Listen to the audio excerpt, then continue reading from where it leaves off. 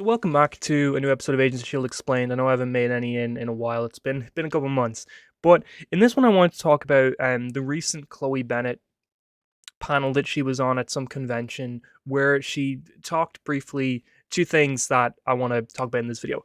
The first thing is that she said that she wasn't in Secret Invasion. She never found out about it. She never heard about it. All that sort of like she never heard that she was going to be in it or anything like that. Like Marvel has never reached out to her about anything. Again, now this could be misdirection for an upcoming thing. We know very well that people like Andrew Garfield and Chris Evans have been super vocal about saying that they're not in Marvel projects, and then with Andrew Garfield ended up in one, and with Chris Evans is very likely he's going to be in one, despite the fact that they're denying that they're ever in one. This is like Marvel's playbook. They always tell their actors and actresses to never say they're going to be in something, so that's a surprise when the thing comes out or when Marvel reveals it themselves. So that's all fine and good. But she also talked about how Secret Invasion might have been better if she was in the show. And I mean, that's something I kind of wanted to discuss, is if Secret Invasion would have been a better television series if Chloe Bennett as Daisy Johnson appeared in the series. Now, straight off, I just want to say I would have loved it. It would have been amazing to see her back, I think for a bunch of reasons. You know, for Agents of S.H.I.E.L.D. fans to have a character come back, especially since we haven't seen any of these guys outside of Coulson doing some voice work since Agents of S.H.I.E.L.D. Season 7 ended in late 2020. So, you know, that's over 5 years now where we haven't seen any of these characters. We haven't heard anything about anything coming back. There's been 101 rumors. I don't know how many times this channel I've covered any of those characters coming back. I will say straight off, I don't think any of them are at this time planned to come back. I know people have been... Every time Gregg posts something on his Instagram about an upcoming project he's going to be in, he always wears suits and everything he's in. So every time he's wearing a suit in something, everybody goes crazy and is like, oh my god, Gregg is going to be in this project, or he's going to be in this project. He's back as Coulson. Gregg is a very prolific actor.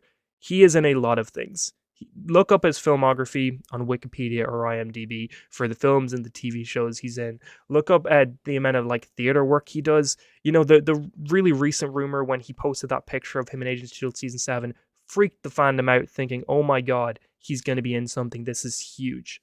No, he's in a theater show that's set in the 1950s in New York, where he wore a costume very similar to what he wore in Agents of S.H.I.E.L.D. Season 7. That's what all that was. Gregg is just a busy guy, and he's in lots of stuff. Don't get me wrong, he loves Marvel. Every time they reach out to him and ask him to come back, I'm sure he says yes. But as of this moment, I don't think, you know, he's planned to do anything that's a continuation of Agents of S.H.I.E.L.D. Same with any of the other actors and actresses from the show.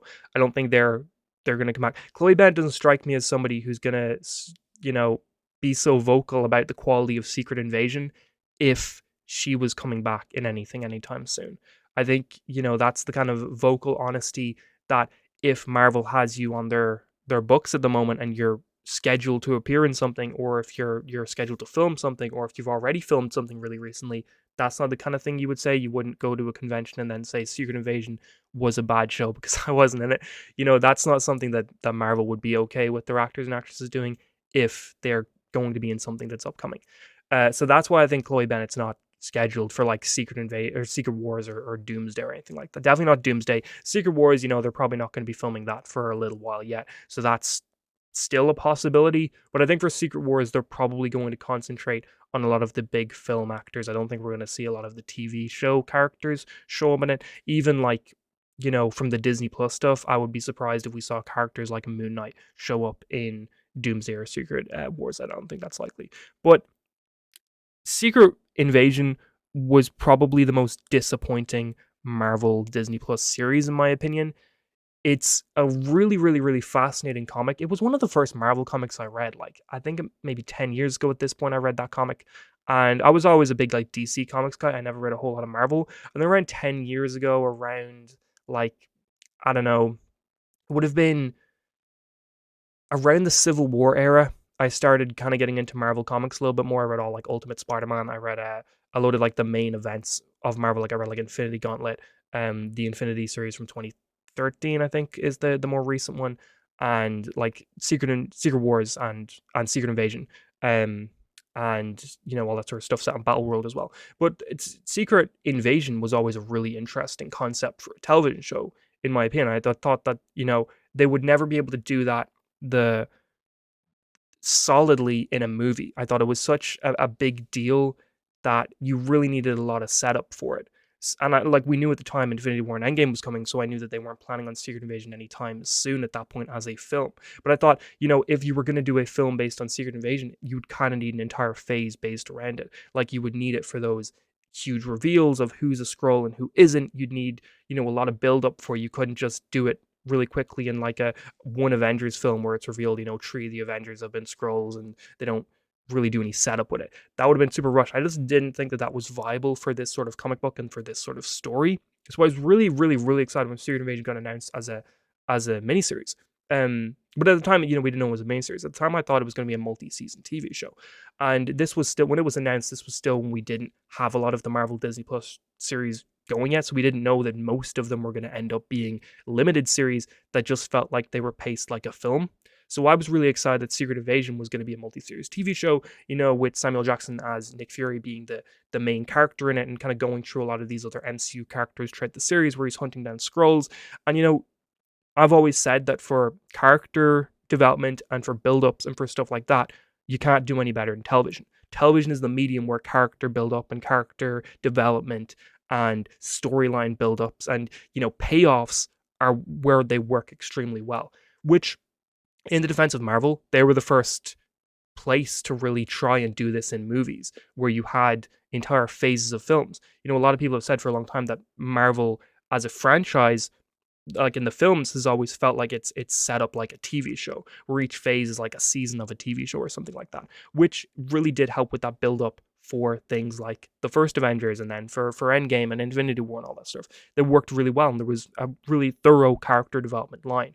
But I thought Secret Invasion, we knew we weren't going to get that in the phase anytime soon, so a TV show was where you should go and do that. So I was really excited for that. Then we started getting characters like Ben Mendelsohn as Talos announced for. We started knowing Martin Freeman was going to be coming back from Black Panther. We started knowing Don Cheadle was going to be coming back as Rhodes.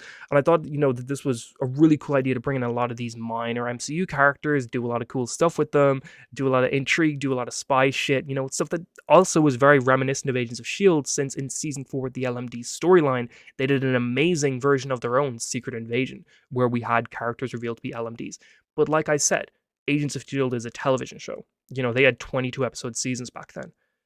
That was the perfect place to do this because you could do the setup, you could do the build up, you had a lot more time to really draw things out over a certain number of weeks and a certain number of episodes that movies just don't have the ability to do.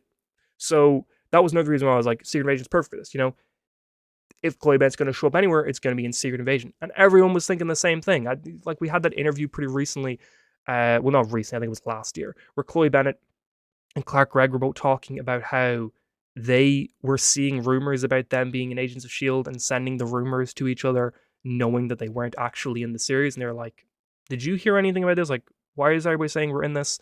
And that was really interesting. But I mean, it's because it made sense. It's because for a lot of people, and even digging into the Secret Invasion comic books, when during that time, Daisy Johnson was a huge part of S.H.I.E.L.D. and a huge part of sort of that world of Marvel and the comics at the time, it made a lot of sense for this to be the place where you could bring in these characters. And then also we ended Agents of S.H.I.E.L.D. with Mac being the new head of or director of S.H.I.E.L.D.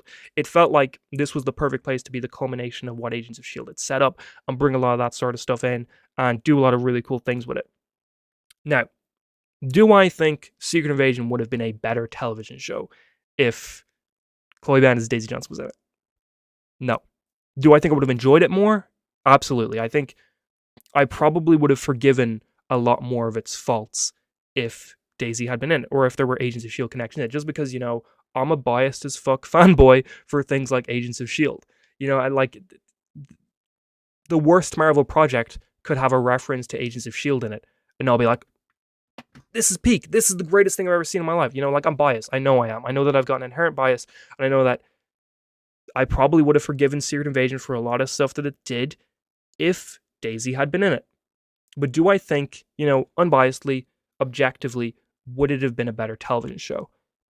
And no, for a lot of reasons. I mean, one thing to bring up is the budget. They were spending like $300 million on that entire series, which is an insane amount of money for a 6-episode television miniseries where all the episodes were like 45 minutes to 50 minutes. That is, I don't know what that works out as. Like, I'm not great at maths. I almost failed maths in school. So, don't blame me for getting all this wrong. But that's like what? Like over 50 million an episode, thereabouts. There, that was all right, Matt. You know what? Maybe I could have passed it. I mean, I did pass it. Maybe I could have passed it better. But that's an insane amount of money.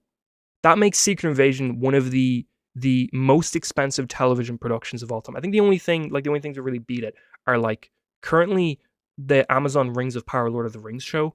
Amazon is spent like a billion on season 1 of that or something, which is bonkers. But that's a lot of money. And that money doesn't show in the series, you know?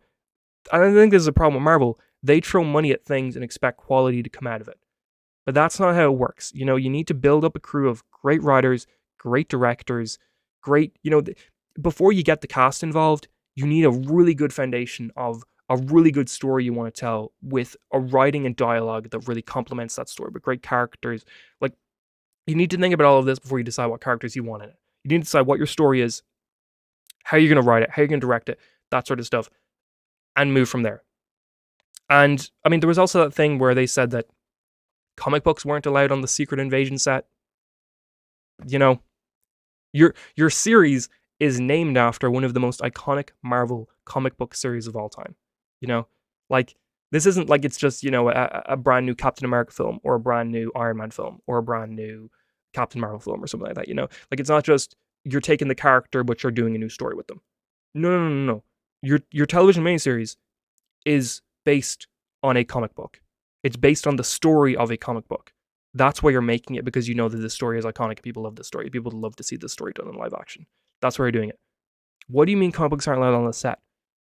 What do you mean you're not even looking at the source material to see what worked in that and how you could translate some of that to television? Like, I'm not saying do a full adaptation of it and do like a one-to-one, this is everything that was in the comic book is now in the series. No, but you should be reading it and having it on set so you can look at certain things and be like, okay, this was really good in the comic book. We have different characters in the TV show, obviously, but maybe we can do something really similar to what they did in the comic with these characters in the series. Like, this is bonkers to me. But there's also so many fundamental writing issues. Like, the end of the series just became a very traditional Marvel fight with I can't even remember their names. It was Gaia, I think that was Emilia Clarke's character, was like apparently the most powerful character in the Marvel Cinematic Universe now because of all the powers she gained, which I love Emilia Clarke. I think she's one of the coolest actresses out there. She's just phenomenal in Game of Thrones. But they really just brought that character in out of nowhere and didn't do a lot with it. And then they had all these minor villains as well. There was that one villain that I'm completely blanking on his name, like the main villain of it. Was a whole thing. They were just killing off characters kind of like crazy. Like Maria Hill dying in the first episode for shock value was weird. There was a lot of just these moments of characters just running after each other, and there was just it felt very nonsense. It felt like every episode was they knew what set pieces and what main plot points they wanted to hit, and they were just throwing them in the script and trying to write around those pieces, which, like, that works for some things. Like, take Mission Impossible, for example. Those films are built around the set pieces and the action set pieces. And they've been, Tom Cruise, the directors, they've all been very upfront about this, that they generally start the development of a Mission Impossible film with what huge action sequences they want to do. And then they make the story around that. But the difference there is that Mission Impossible, as a film series, is one of the greatest action film series of all time.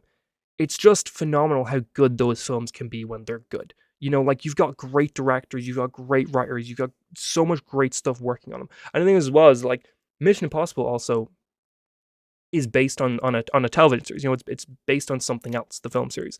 And they still sort of have a, I guess, fondness for the source material, where I know that some of the original TV show fans have some problems with how some of the characters were portrayed in the first Mission Impossible film, but it still shows there that the people involved in Mission Impossible early on cared about the television series enough to bring characters back and to do things with them and stuff like that. Secret Invasion feels like it does not care about the source material, and it does not care about in any way trying to tell the Secret Invasion comic book story. It just wants to tell a story that also has the Skrulls in play and is, like, very basically sort of the same thing. And they're just, I don't know what else to say. They really disappointed me with it, and I thought it could have been great, and it wasn't. So do I think it would have been better if Chloe Bennett was in it? I think I would have enjoyed it more. I don't think it would have been better. The other thing she talked about was that Agents of Shield, that people don't consider Agents of Shield canon. Now, I don't know if there's not a lot of this panel online. It's just kind of like a couple clips that are out there that I've seen. Um, I don't know like the context of this, whether she was saying that Marvel don't consider them canon or just people in general don't consider them canon. But it seems like she's saying Marvel itself don't consider Agents of Shield canon, and then she follows this up by saying like, but we are, or but we should be, or something like that. I mean, it's hard to say that, when when your main character from your TV show comes out and says we're probably not canon, that's not a good sign.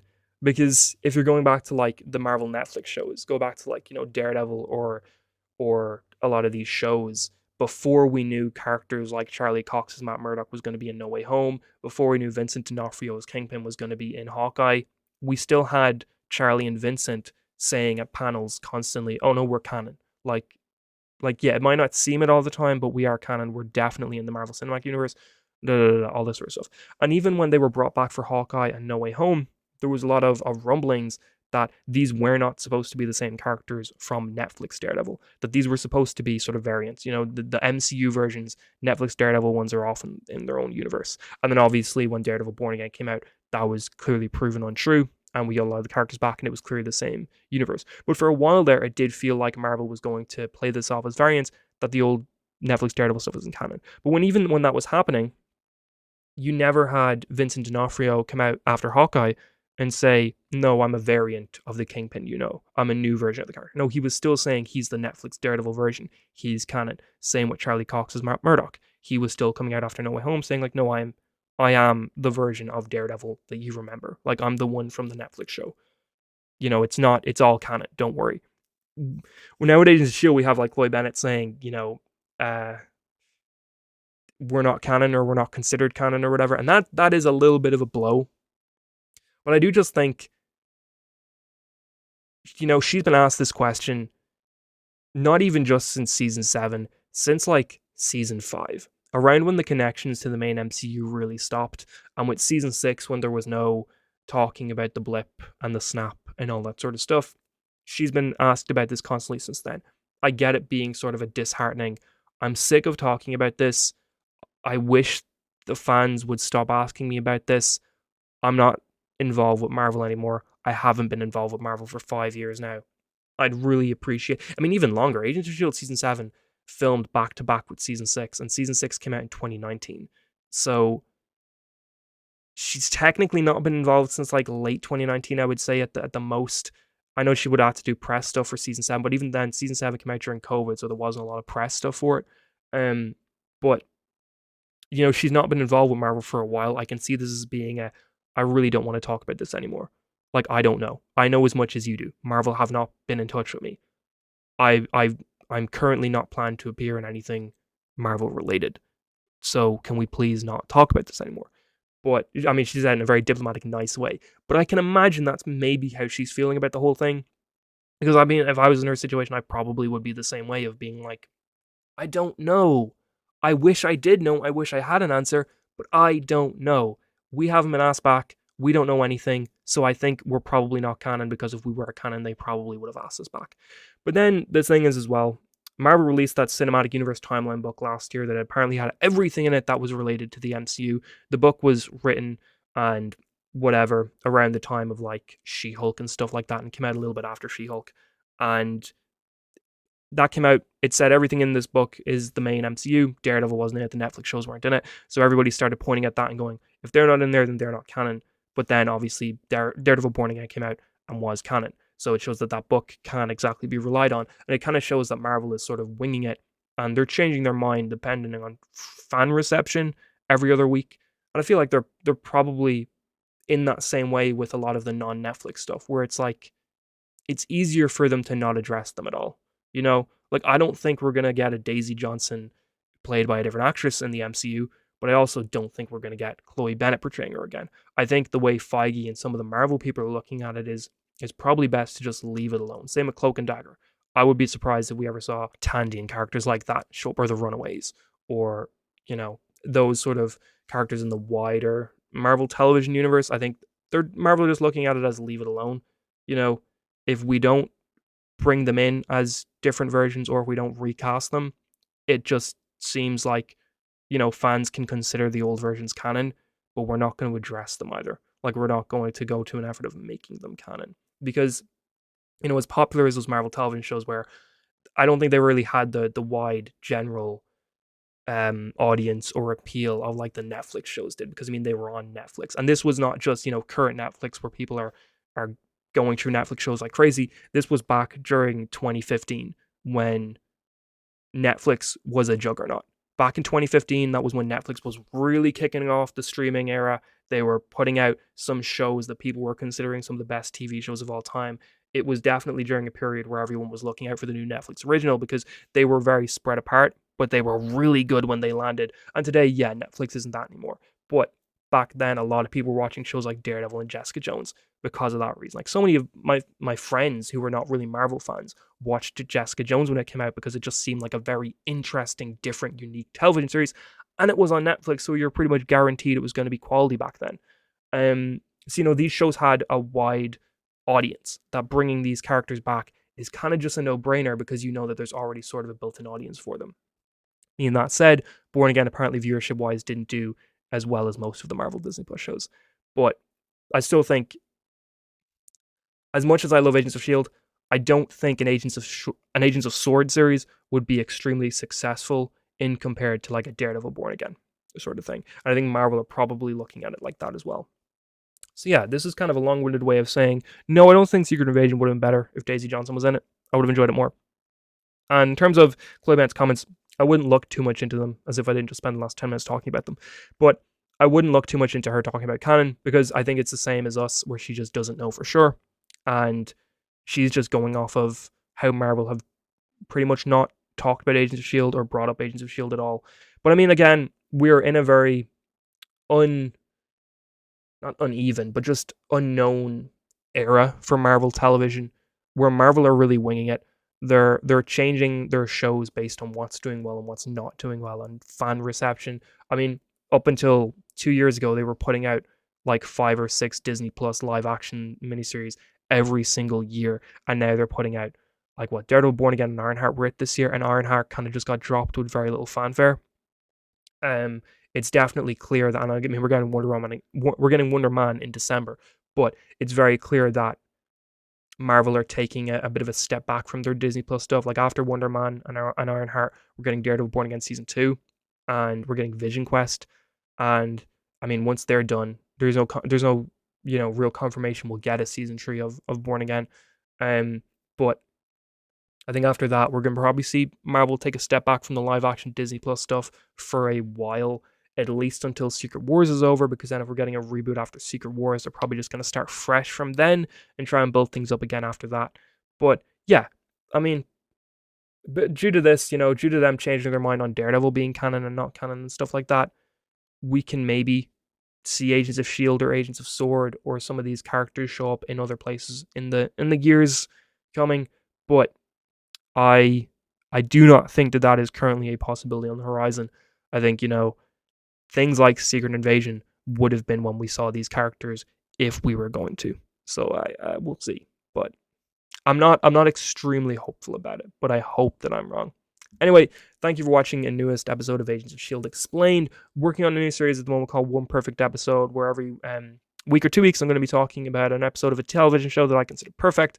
You can check out the trailer on the channel. It's going to be coming up in the next few weeks. First episode is going to be on Daredevil, Season 3, Episode 1. So we're just talking about Daredevil. But yeah, that's a great episode. Going to be talking about that, so make sure to check that out. But thank you so much for watching. If you're new to the channel, make sure to like and subscribe and share and all that sort of stuff. Even if you're not new to the channel, a like, a share, and a comment would be great. Comment and tell me that this video was trash and you think I should just give up and I should just stop making videos and all that sort of stuff. I'd really like to hear that. I would really like to hear that. That would be great. That would be great to hear from you. So please do tell me that. Anyway, thank you for watching. Bye.